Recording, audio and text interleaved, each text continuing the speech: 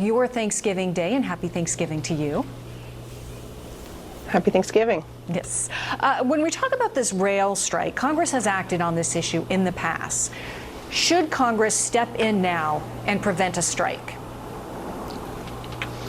Yeah, the last time Congress had to step in was about 30 years ago, and I think we do need to step in if they do not reach a deal on their own. They do still have a little less than 2 weeks, the railroads and the unions, to come up with a deal. We know that the White House is involved, but certainly if it comes to the point where they don't reach an agreement, then Congress must step in and implement some type of arrangement, probably what was already proposed under the negotiations that have got us this far, plus any concessions that have been made by the unions and the railroads since then.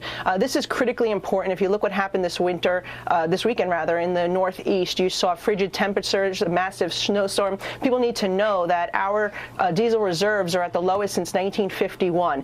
And if we have a rail strike, it could be critical for the Northeast that has about a 25-day supply in reserves. It's about half of what was in inventory this time last year. And so I am concerned, and I've been using my platform to highlight this and the need for Congress to step in as soon as possible if they do not reach an agreement. And we've also urged the Biden administration to present us with a plan on what they will do with regards to the Northeast heating situation if it gets to that. Yeah, very, very concerning. I live in the Northeast myself.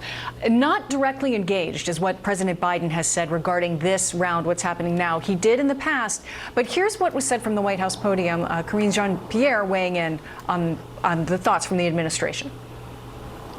The president has said from the beginning a shutdown is unacceptable because of the harm it would inflict on jobs, families, farms, businesses, and communities just across the country. And a majority of unions have voted, as you all know, I know you guys are following this very closely, to ratify the tentative agreement that we saw back in September. And the best option still is for the parties to resolve their differences themselves, and that's what the president is going to continue to call on. Congress, as we mentioned, may be forced to step in, but is this a test of the president's clout on this issue? Absolutely. Look, he did put in that tentative deal that avoided the initial strike, but to now see this falling apart potentially right before the holidays, this would cost the U.S. economy about $2 billion a day. So if the White House is not going to take the bull by the horns, then Congress must, and we have the ability to pass legislation to prevent this from happening, and we should be doing it. It should be really the first thing on our agenda when we return next week. When you think about some of the other issues, right? You had the drought in the Mississippi River. You have the issue of the Jones Act, which means that vessels can't transport from port to port unless it's a U.S. flag, which means that we would have trouble bringing up supply from the Gulf.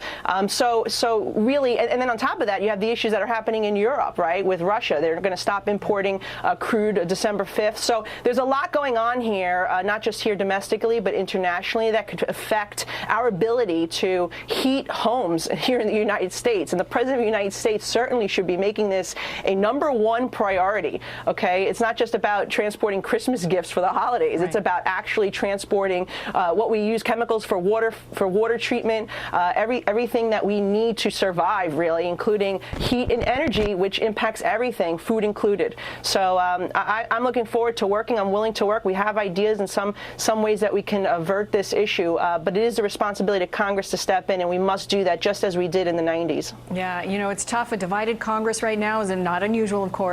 But Congresswoman Nicole Malliotakis, we really appreciate it. Thank you so much for joining us and sharing a little bit of your Thanksgiving Day with us. We really appreciate it. Happy Thanksgiving and happy birthday to my little goddaughter Ariana today. Oh, that's lovely. Happy birthday to her. Arthel? Happy birthday, Ariana. All right.